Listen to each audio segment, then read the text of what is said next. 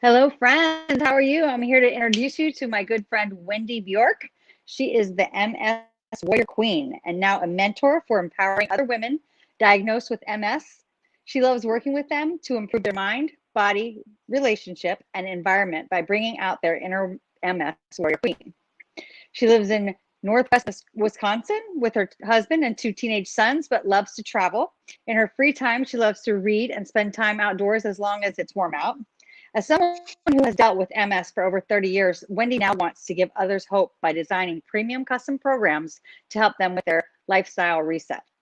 She's an author for the National MS Society's Momentum magazine, as well as participated in a roundtable discussion with Dr. Terry Wahls in regards to her Wahls protocol and has been featured on several podcasts. Hello, Wendy. Hello, Lori. Thank you for having me. It's so It was my nice pleasure. to be here. Thank you. You look beautiful today. Would you just tell us about your programs? I'd love to hear about it. I have several clients that have MS. So tell me about your Sure. MS programs. Well, how it started was I just decided a few years ago, I just was sick and tired of feeling awful day after day because there had to be a root to the problem besides just walking around saying, or the doctor saying, or the nurse is saying, well, you have MS, so that's why you feel lousy. And being that I've been dealing with it since I was 17, and just you wake up in the morning, you're tired by the time you get dressed and ready for the day and just want to give up. And I know there's thousands of people that feel like that because there just really aren't any answers. And I really just started diving in, like I said, a couple years ago. I actually went to the library to start reading about what causes inflammation in our body because I didn't know where else to start. And there are so many things that cause inflammation that are just everyday foods or products that we use and don't even think twice about. So it was just really eye-opening. So, what kind of foods cause inflammation? Sugar's a big one, dairy, gluten or wheat, and the wheat in our country is nothing like it was when we were kids. It's been hybridized so many times I found out that it's like Frankenwheat, they call it, and it's not funny. It's just that's what it's called because it's nothing like it used to be.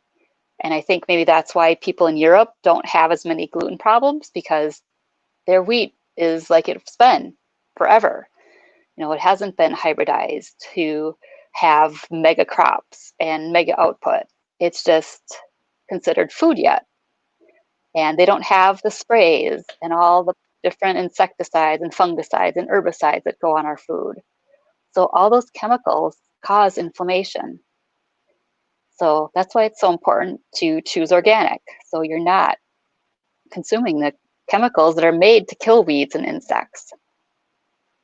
I know you're a big advocate also for the cleaning products that you use in your home. Tell us about that and why you are so particular about what you use in your home. Sure. And, initially that's where I kind of started was once you kind of read about what causes inflammation. And it's not just the cleaning products, the bleaches, the chlorine, the ammonia. When you start reading on your labels, there's formaldehyde that's just disguised as another ingredient, or it's abbreviated, or that could be with anything. They just don't really list what's on or what's in all the products that we grab, at the supermarket or Target or Walmart. If you just grab a bottle and look at it, a lot of them just brag about how much plastic they've saved or that it's dye-free or perfume-free. Well, that's a good start, but what about everything else in there that still causes side effects or inflammation? Um, and once I started really diving in there and reading the labels, I just noticed a difference with my health. So you're So feeling markedly better. You can tell absolutely. the difference. Hmm. That's awesome. So you have some programs that you coach people on what they need to do to feel better, Right. and And tell us about those. sure. And I had started out with like the chemicals in our home.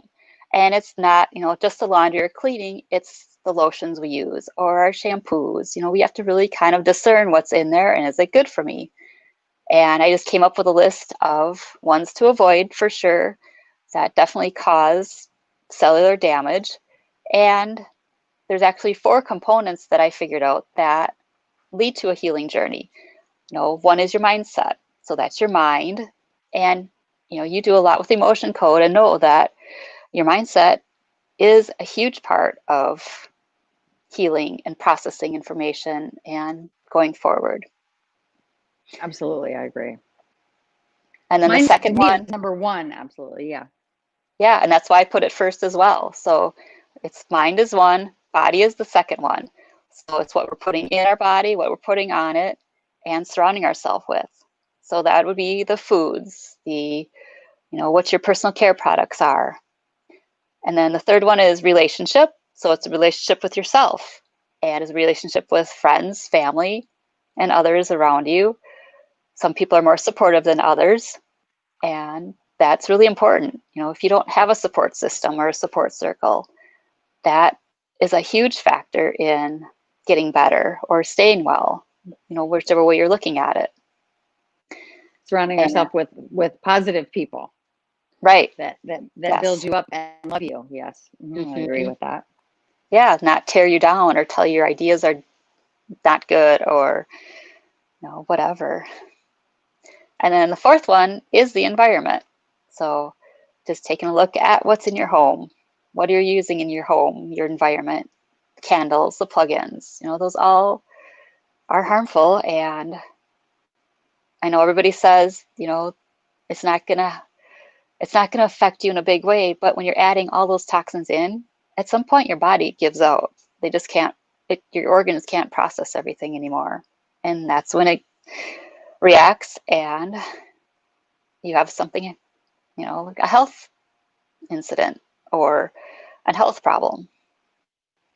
So I know that you talk about MS, but you're as we discussed earlier before we came online, that's an autoimmune disease, right? So name a couple other autoimmune diseases that can be affected by these things that you're talking about. I think anything autoimmune, whether it's psoriasis or lupus or fibromyalgia, there's thousands of people diagnosed, I think, every month with all of these conditions, because I believe it's just all these factors contribute to our health.